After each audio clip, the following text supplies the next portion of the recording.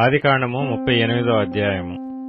ఆ కాలమందు యూదా తన సహోదరులను విడిచి హీరా అను ఒక అదుల్లామీయుని యొద్ద ఉండుటకు వెళ్ళెను. అక్కడ షూయ అను ఒక కనానీయుని కుమార్తెను యూదా చూచి ఆమెను తీసుకొని ఆమెతో పోయెను. ఆమె గర్భవతి అయి కుమారుని కనగా అతడు వానికి ఏరు అను పేరు పెట్టెను. ఆమె మరలా గర్భవతి అయి కుమారుని కని వానికి ఓనాను అను పేరు పెట్టెను. ఆమె మరలా గర్భవతి అయి కుమారుని కని వానికి షేలా అను పేరు పెట్టెను. ఆమె వీని కనినప్పుడు అతడు కజీబులో నుండెను. యూదా తన జ్యేష్ఠ కుమారుడైన ఏరునకు తామారు అను దానిని పెండ్లి చేసెను. యూదా జ్యేష్ఠ కుమారుడైన ఏరు యెహోవా దృష్టికి చెడ్డవాడు గనుక యెహోవా అతని చంపెను. అప్పుడు యూదా ఓనానుతో, నీ అన్న భార్య యొద్దకు వెళ్లి మరిది ధర్మం జరిగించి నీ అన్నకు సంతానము కలుగు చేయమని చెప్పెను. ఓనాను ఆ సంతానము తనది కానేరదని ఎరిగి ఆమెతో పోయినప్పుడు తన అన్నకు సంతానము కలుగజేయకుండునట్లు తన రేతస్సును నేలను విడిచెను. అతడు చేసినది యెహోవా దృష్టికి చెడ్డది కనుక ఆయన అతని కూడా చంపెను. అప్పుడు యూదా ఇతడు కూడా ఇతని అన్నల వలె చనిపోవునేమో అనుకొని, నా కుమారుడైన షేలా పెద్దవాడగు వరకు నీ తండ్రి ఇంట విధవరాలుగా నుండుమని తన కోడలైన తామారుతో చెప్పెను. కాబట్టి తామారు వెళ్లి తన తండ్రి ఇంట నివసించెను. చాలా దినములైన తరువాత షూయ కుమార్తె అయిన యూదా భార్య చనిపోయెను. తరువాత యూదా దుఃఖ నివారణ పొంది అదుల్లామీయుడైన హీరా అను తన స్నేహితునితో తిమ్నాతునకు తన గొర్రెల బొచ్చు కత్తిరించు వారి యొద్దకు వెళ్ళెను. దాని మామ తన గొర్రెల బొచ్చు కత్తిరించుటకు తిమ్నాతునకు వెళ్ళుచున్నాడని తామారునకు తెలుపబడెను. అప్పుడు షేలా పెద్దవాడైనప్పటికీ తాను అతనికి ఇయ్యబడుకుండుట చూచి తన వైధవ్య వస్త్రములను తీసివేసి ముసుగు వేసుకొని శరీరమంతయు కప్పుకొని తిమ్నాతునకు పోవు మార్గములో నుండు ఏనాయిము ద్వారమున కూర్చుండగా యూదా ఆమెను చూచి ఆమె తన ముఖము కప్పుకొనినందున వేశ్య అనుకొని ఆ మార్గమున ఆమె దగ్గరకు పోయి ఆమె తన కోడలని తెలియక నీతో పోయేదను రమ్మని చెప్పెను.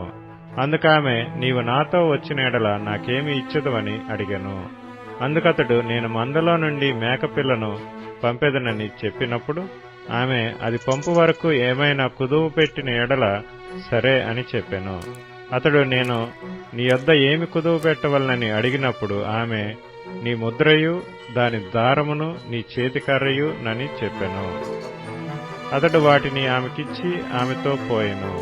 ఆమె అతని వలన గర్భవతి ఆయెను.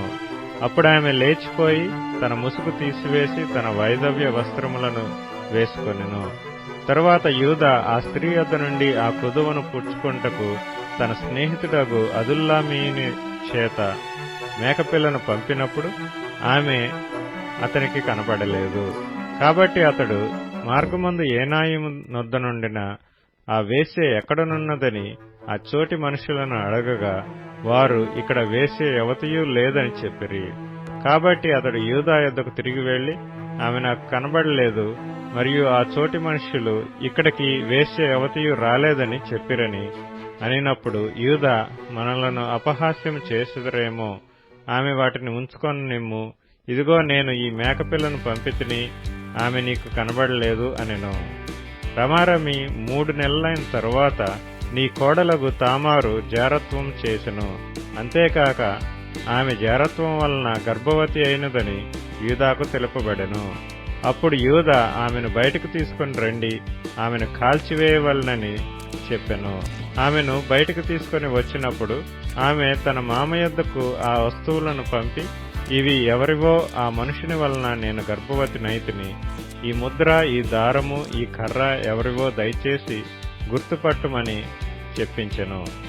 యూదా వాటిని గుర్తుపట్టి, నేను నా కుమారుడైన షేలాను ఆమెకు ఇయ్యలేదు గనుక ఆమె నాకంటే నీతిమంతురాలని చెప్పి మరి ఎప్పుడునూ ఆమెను కూడలేదు. ఆమె ప్రసవ కాలమందు కవలవారు ఆమె గర్భమందుండిరి.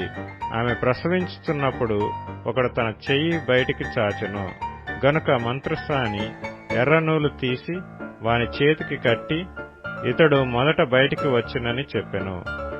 అతడు తన చెయ్యి వెనుకకు తీసినప్పుడు అతని సహోదరుడు బయటికి వచ్చెను. అప్పుడామె, నీవేళ భేదించుకుని వచ్చితివనెను. అందుచేత అతనికి పెరెసు అను పేరు పెట్టబడెను. తరువాత తన చేతిని తొగరుగల అతని సహోదరుడు బయటికి వచ్చెను. అతనికి జెరహు అని పేరు పెట్టబడెను.